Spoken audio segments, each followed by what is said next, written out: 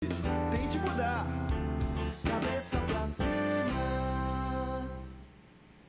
É isso aí. Muito obrigada por nos receber aí na sua casa em mais um programa Cabeça para Cima, que você pode assistir pela Rede Boas Novas de televisão, mas também pela internet no site www.boasnovas.tv.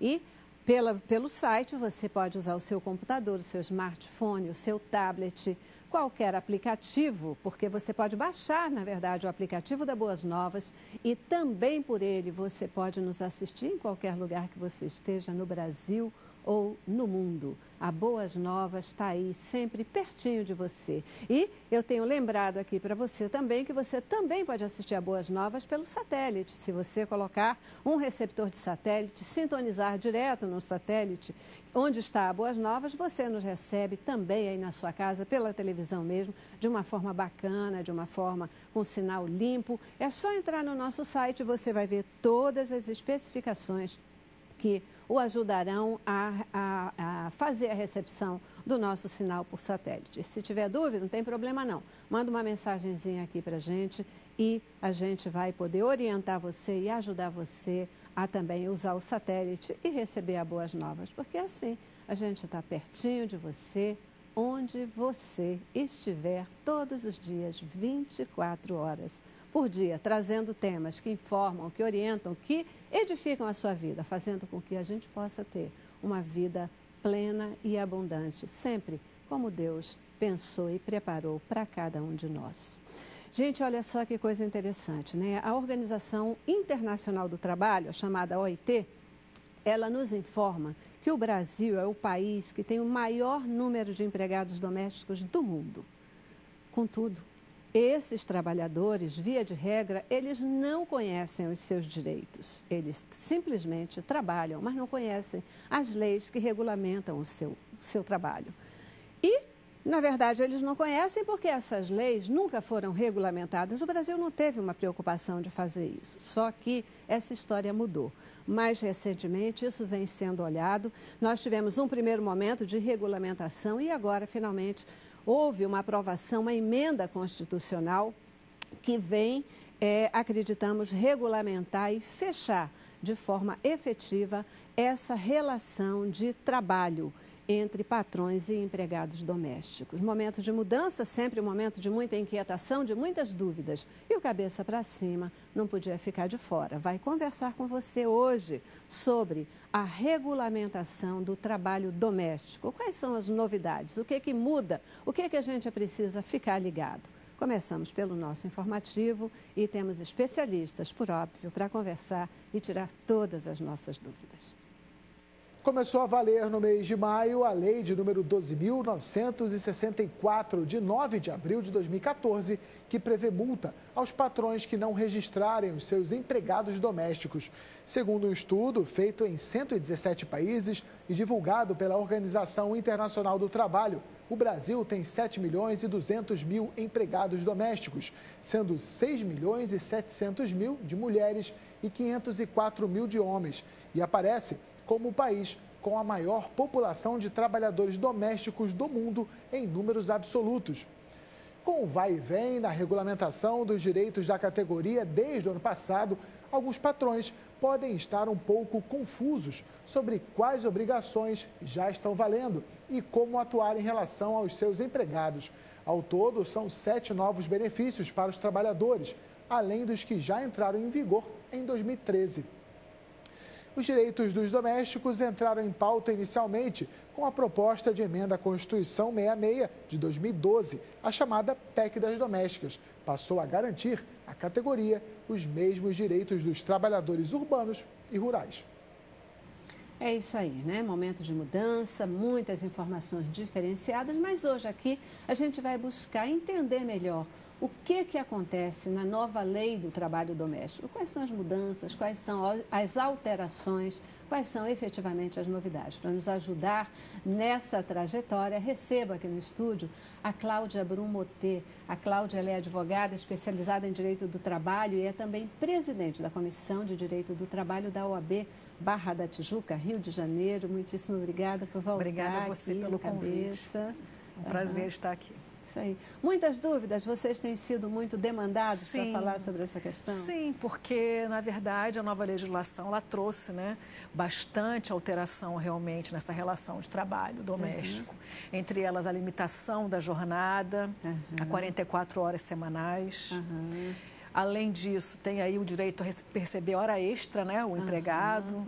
E a hora extra ela deve ser paga com um adicional de 50%, além do valor do salário normal. Eu não quero te cortar não, mas vou já entrar no mérito das okay. mudanças que aconteceram. Tem muita pergunta aqui para você.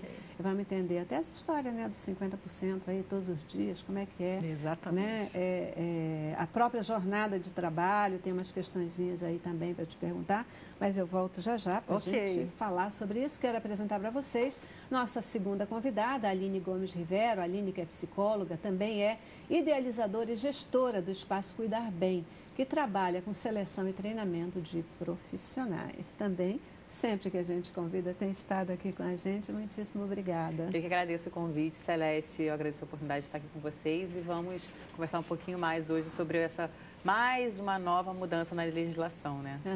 Exato, né?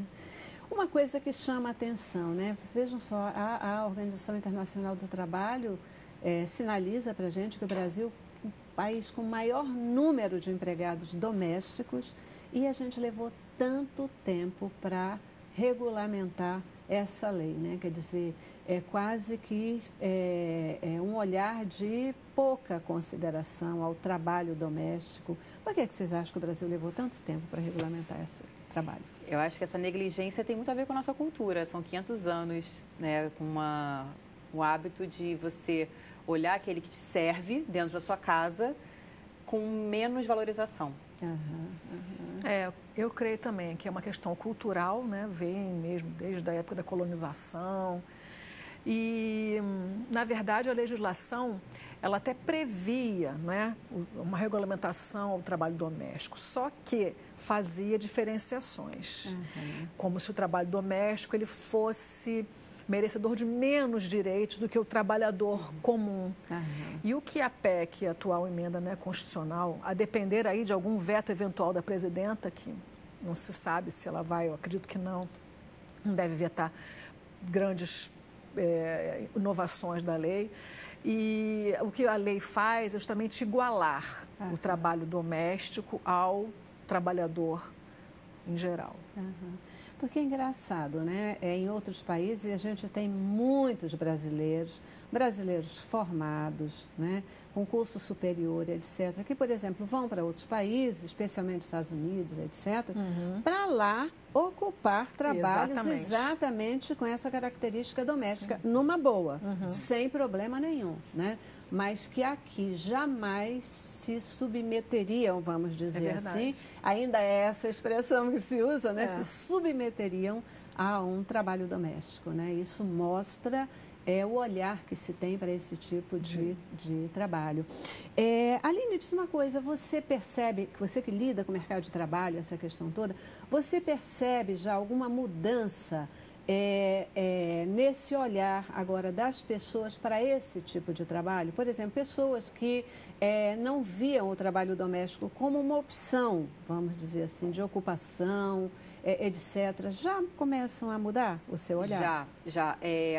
Desde 2013, abril de 2013, quando entrou, né, a PEC. Quando começou, a PEC aí aprovou uma parte ficou... Mas foi em abril de 2013, desde lá, não em abril imediatamente, naturalmente, né, mas alguns meses depois a gente começou a perceber pessoas com mais cultura, mais escolaridade, procurando o serviço doméstico, mas assim, funções como babá, governanta, né, que falam, nossa, eu sempre quis trabalhar, agora que eu tô vendo que tenho mais direitos, eu gosto de criança, como agora tem mais direitos... Cuidador também, não acredito que...